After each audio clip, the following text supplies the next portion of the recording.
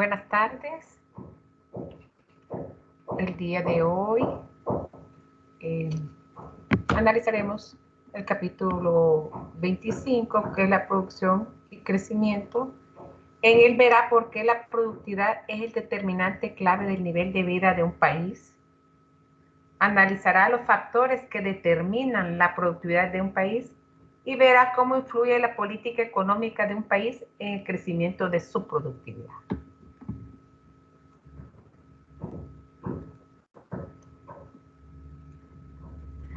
Productividad, su rol y sus determinantes.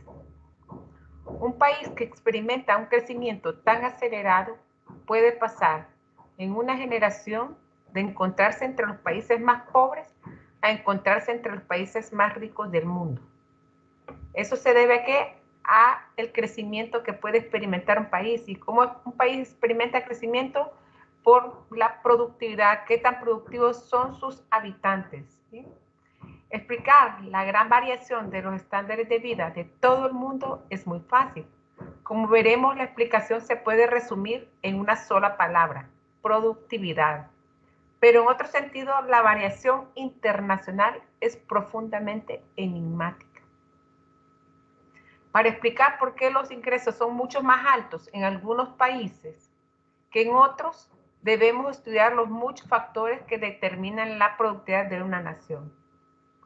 Productividad es la cantidad de bienes y servicios producidos por cada unidad de trabajo. ¿Por qué la productividad es tan importante? Vamos a comenzar nuestro estudio de la productividad y del crecimiento económico desarrollando un modelo muy simple basado vagamente en la novela de Daniel Defoe, que es Robinson Crusoe, acerca de un marinero que naufragó en una isla desierta. En esa isla Crusoe era bueno pescando, cultivando vegetales, produciendo ropa, y por eso vivía muy bien. Si no es bueno realizando estas tareas, viviría mal. Debido a que Crusoe solamente consume lo que produce, entonces su estándar de vida está vinculado a su productividad. O sea que su estándar de vida debe ser que Crusoe solo va a poder consumir ¿qué? Pescado, vegetales y usar la ropa que él mismo diseña. ¿Por qué la productividad es tan importante? Al igual que Crusoe, una nación puede disfrutar de un alto estándar de vida solo si puede producir una gran cantidad de bienes y servicios. Preste atención, eso es muy importante. Si Crusoe solo puede, en este caso, él solo podía ¿qué? Producir vegetales y producir ¿qué más?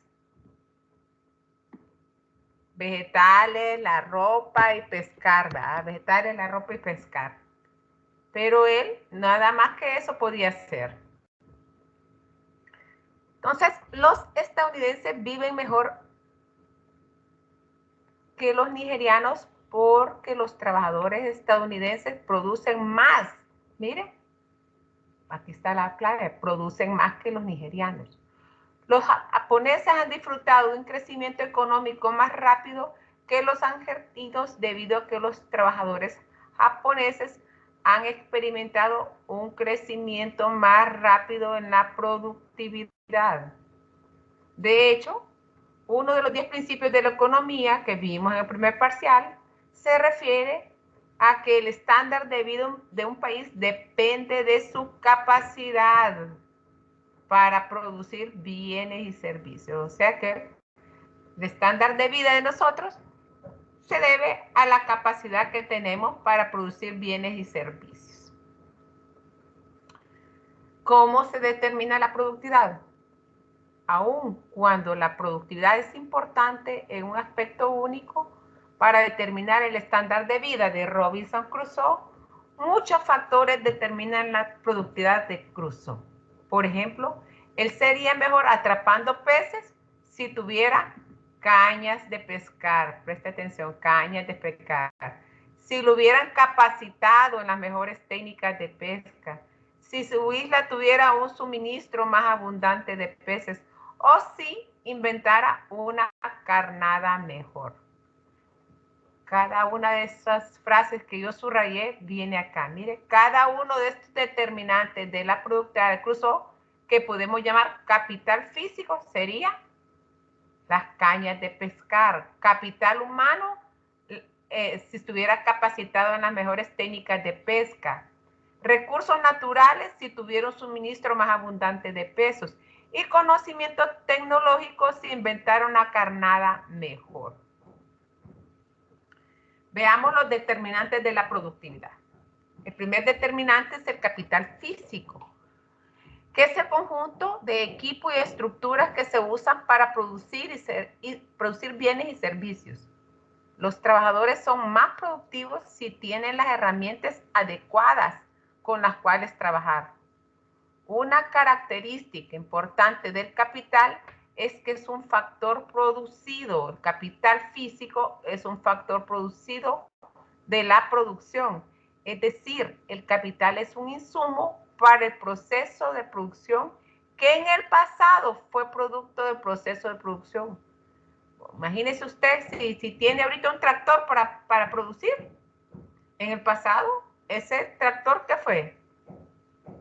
Un producto del proceso de producción. Por consiguiente, el capital es un factor de producción que se utiliza para producir toda clase de bienes y servicios, incluyendo más capital. Casi todos, más lleva un acento y me olvidó. Capital humano, conocimiento y capacidades que adquieren los trabajadores por medio de educación, capacitación y experiencia. Lo mismo que el capital físico, el capital humano incrementa, importante, mire, incrementa la capacidad de una nación para producir bienes y servicios. Además, lo mismo que el capital físico, el capital humano es un factor producido de la producción. ¿Por qué producido? Porque hay que capacitarlo para que pueda hacer sus tareas. ¿Bien? Recursos humanos son los insumos de producción que proporciona la naturaleza, como tierra, bosques, ríos y depósitos minerales. Los recursos naturales asumen dos formas. Uno son los renovables, que se renovan, y los no renovables, que la palabra lo dice, no se renovan. Un bosque es un ejemplo de un recurso renovable, ya que cuando se tala un árbol, es posible sembrar una planta de un vivero en su lugar para que produzca en el futuro. El petróleo es un ejemplo de un recurso no renovable, debido a que la naturaleza ha producido el petróleo durante varios millones de años. Solo hay un suministro limitado. Una vez que se agote el suministro de petróleo, será difícil crear más. Por eso hay muchos científicos buscando sustitutos, ¿verdad?, para el petróleo, y de hecho han encontrado algunos. Aun cuando los recursos naturales pueden ser importantes, no son tan necesarios para que una economía sea altamente productiva. Por ejemplo, Japón es uno de los países más ricos del mundo, a pesar de tener pocos recursos naturales. El comercio internacional hace que su éxito sea posible. Oiga bien, miren. El comercio internacional hace que su éxito sea posible, ya que este país importa muchos recursos naturales que necesita, como petróleo, y exporta, mire, exporta bienes manufacturados a quienes, a las economías ricas en recursos naturales. Conocimientos tecnológicos. Es la comprensión de la sociedad de las mejores formas de producir bienes y servicios. El conocimiento tecnológico adopta muchas formas. Parte de la tecnología es del conocimiento común. Después de que una persona la utiliza, todas están conscientes de ella, ¿verdad? Como Cuando se descubrió la computadora, después se hizo que se hizo común, ya todo el mundo podía utilizarla. Otras tecnologías protegidas solo la conoce la empresa que la descubre. Solo, por los momentos, la vacuna, ¿va? Solo la conoce la empresa que la descubre. La Coca-Cola, solo ellos saben su fórmula, ¿va? La vacuna por los momentos, la Coca-Cola de por vida ha estado así, ¿verdad? Pero la vacuna de momento, después la vacuna van a poder hacerla muchas empresas.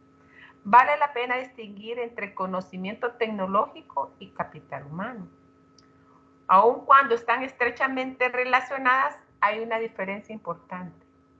El conocimiento tecnológico se refiere a la comprensión de la sociedad acerca de cómo funciona el mundo, cómo comprendemos nosotros, ¿verdad? Cómo funciona el mundo. El capital humano se refiere a los recursos gastados para transmitirle esa comprensión a la fuerza de trabajo.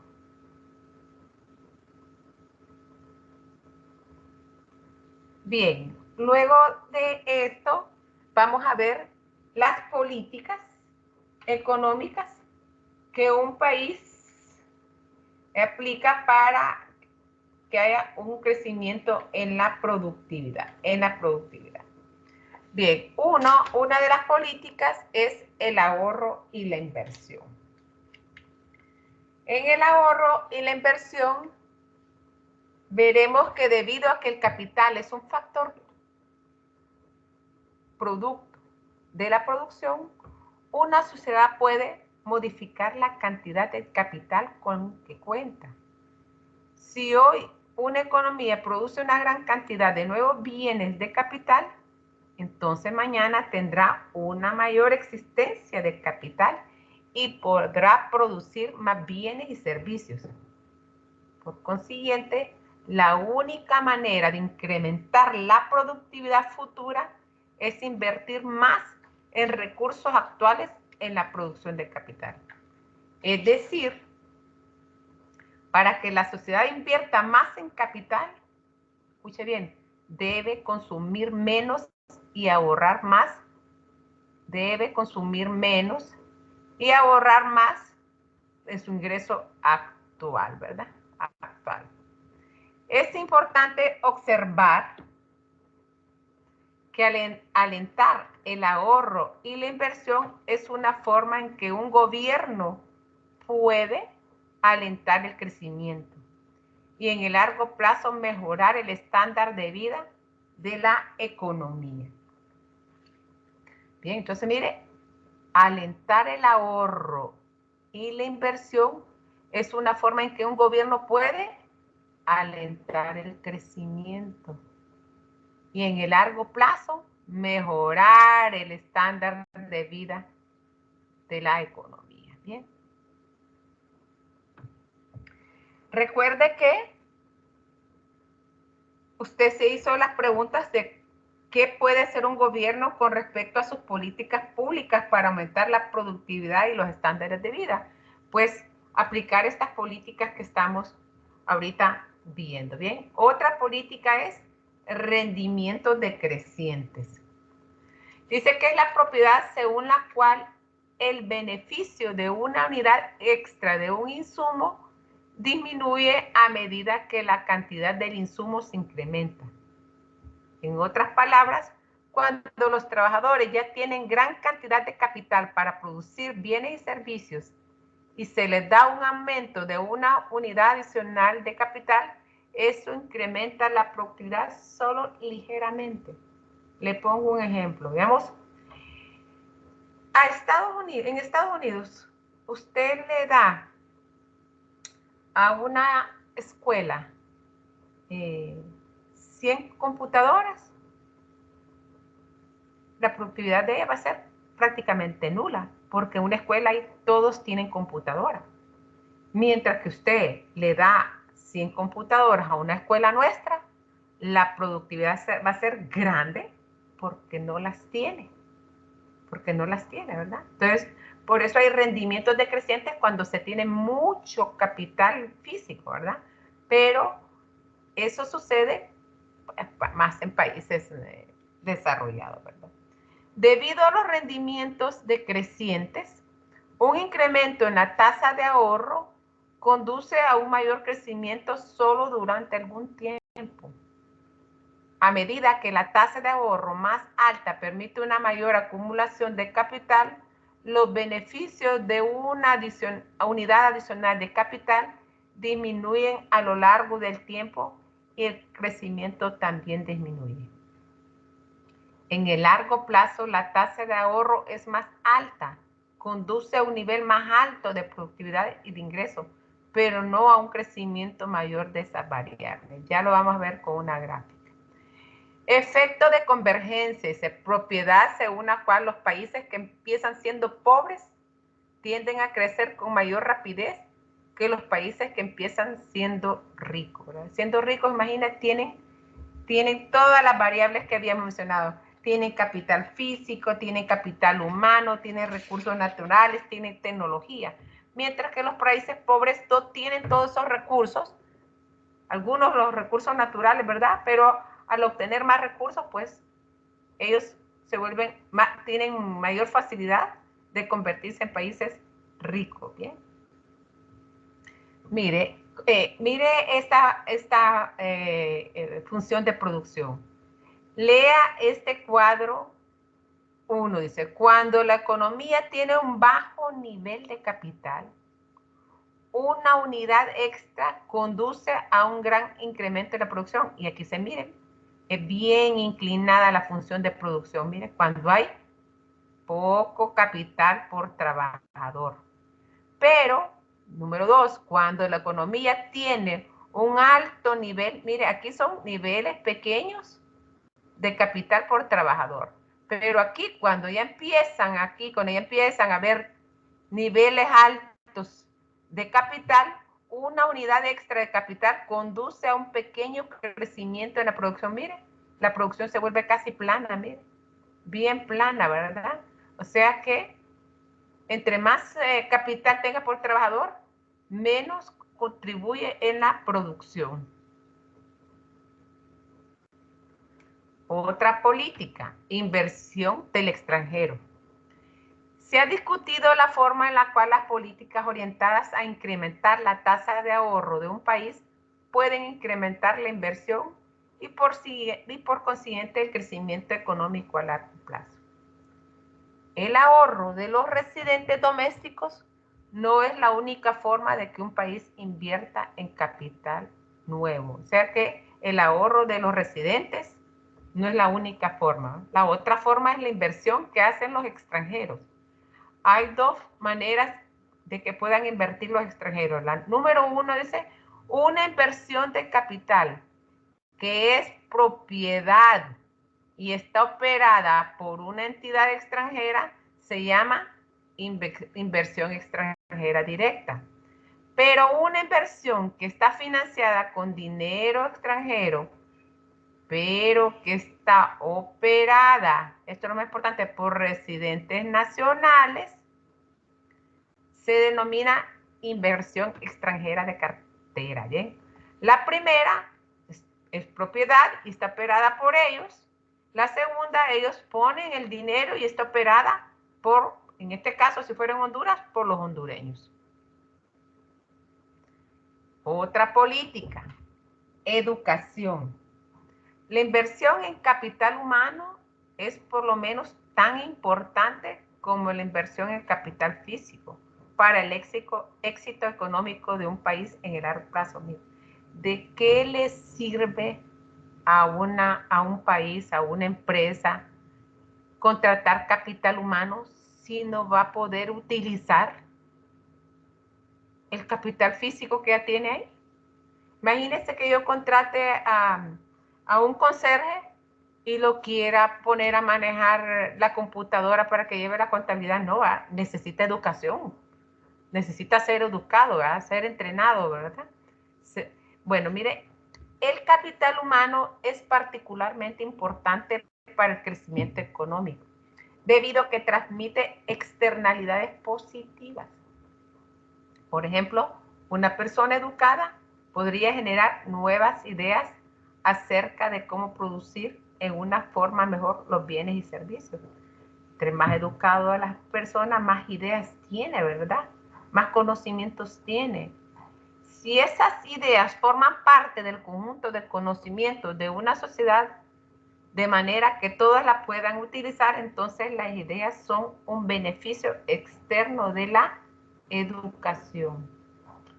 Fuga de cerebros, eso sucede mucho acá.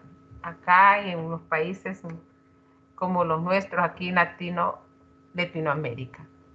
Fuga de cerebros, la migración de muchos de los trabajadores más educados, más capacitados hacia los países ricos, en donde estos trabajadores pueden disfrutar de estándares de vida más altos. Claro, ellos se van porque, número uno, les van a pagar mejor allá, ¿verdad?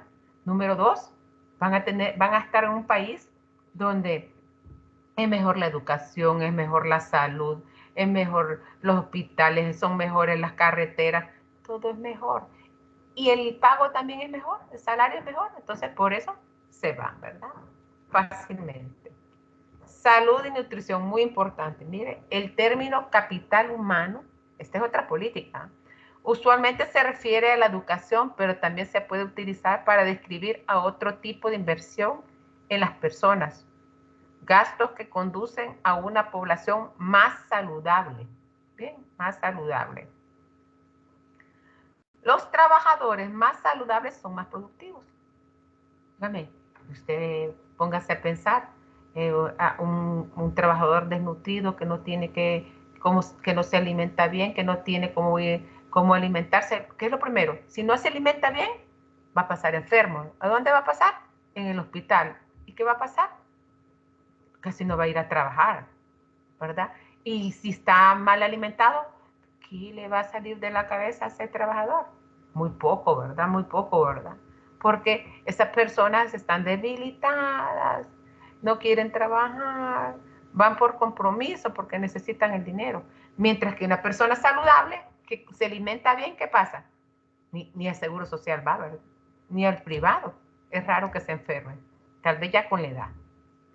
La inversión en salud de la población proporciona una forma para que una nación incremente su productividad y mejore sus estándares de vida. Claro, un trabajador saludable produce más y al producir más mejora los estándares de vida. ¿Bien? Recuerden, término productividad. Derechos de propiedad y estabilidad política, otra política, ¿verdad? Otra forma de fomentar el crecimiento económico es protegiendo los derechos de propiedad y promoviendo la estabilidad económica y política. Un requisito previo importante para que el sistema de precios funcione es un respeto a lo largo de toda la economía de los derechos de propiedad. Los derechos de propiedad se refieren a la capacidad de las personas, miren, para ejercer autoridad sobre los recursos que poseen. Imagínese usted que quiera comprar una casa o compra una casa y no tiene capacidad para ejercer autoridad sobre ella, cualquiera puede ir a meterse a vivir en su casa. O si usted compra algo, sencillo, un carro, y si no hay derecho de propiedad y a mí me gusta, yo se lo puedo quitar. A nosotros las mujeres que nos encantan las carteras, yo le veo una cartera de alguna de ustedes, mis alumnas, y me gusta, se la quito, pero como no hay derechos de propiedad, pues no hay ningún problema, no va a pasar nada, ¿vale? Este aspecto llega al fondo mismo de la forma en la cual operan las economías de mercado. Otra política es el libre comercio. Los países pobres estarían mejor si buscaran políticas orientadas al exterior, o sea, abrirse al comercio internacional, ¿verdad? E integraran a esos países en la economía mundial. El comercio internacional de bienes y servicios puede mejorar el bienestar económico de los ciudadanos de un país.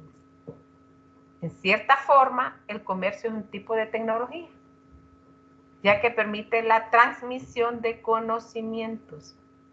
Claro, imagine con el libre comercio, usted puede manejar una computadora, un celular, una cantidad de programas, ¿verdad? Aprender electrónica, mecatrónica y toda informática, todo lo que nosotros aprendemos gracias al libre comercio, que de lo contrario no lo tendríamos en el país.